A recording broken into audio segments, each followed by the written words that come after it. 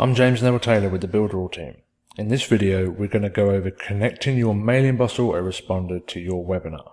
So before we connect MailingBoss, we're going to make sure that in the Edit Webinar tab that we've got these three boxes filled in properly. So this is the live link that people will be sent to when your webinar is going live.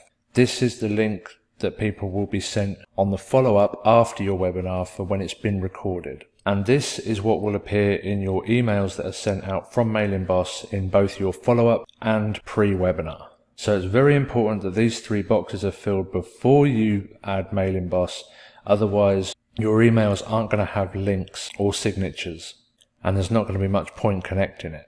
So once we have these three boxes filled with our live link, our post-webinar recorded link, and our email signature, we're going to come to the MailingBoss tab.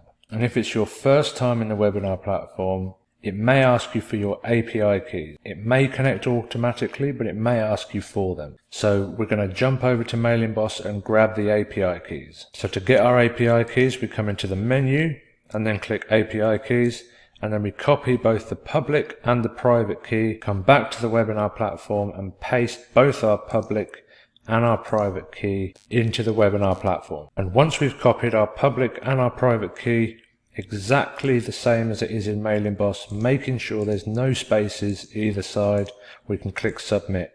Builderall has a set of standard rules for the webinars. They have both a pre-sequence and a follow-up sequence to go out after the webinar's been broadcast. So these emails have been tested and are proven to bring more people to the webinar and remind people at exactly the right time to bring them in. So I would strongly recommend importing the standard rules.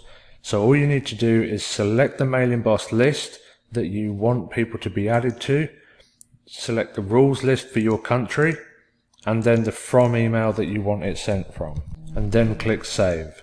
So now you can see all the standard rules, exactly when they're going to get sent out, the title, and the list. If you feel like you'd like to add another scheduled rule, remove one, or edit any of the emails, you can easily do that.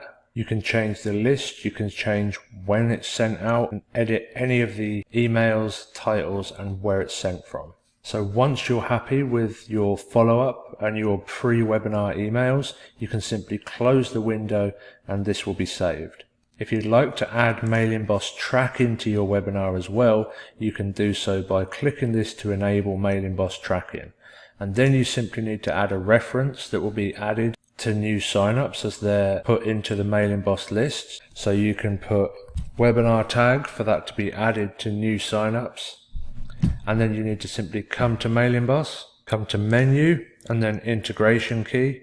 And then you can copy this token, come back to the webinar, paste your integration key, and now you've got MailingBoss tracking enabled as well. So in this video, we went over connecting your MailingBoss to your webinar.